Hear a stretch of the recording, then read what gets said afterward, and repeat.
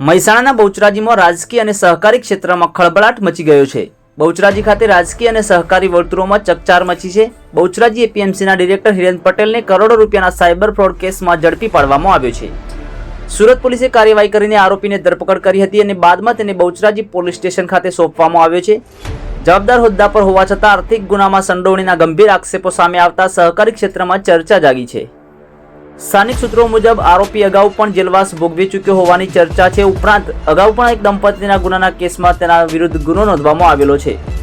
માહિતી મુજબ પોલીસની નજરમાંથી બચવા માટે આરોપી પોતાની પેઢી વેચી દીધી હતી અને ભૂગર્ભમાં ઉતરી ગયો હતો। તેમ છતાં સુરત પોલીસે ટેકનિકલ સર્વેલન્સના આધારે તેને ઝડપી પાડ્યો છે અને વધુ તપાસના ચક્રો ગતિમાન કર્યા છે। હાલ પોલીસે વધુ પૂછપરછ શરૂ કરી છે અને સમગ્ર મામલે વધુ વિગતો બહાર આવવાની શક્યતાઓ પણ સેવાઈ રહી છે।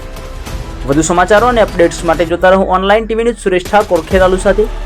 યુટ્યુબમાં સબસ્ક્રાઇબ કરો, ફેસબુકમાં ફોલો કરો અને ઇન્સ્ટાગ્રામમાં ફોલો કરવાનું ભૂલશો નહીં।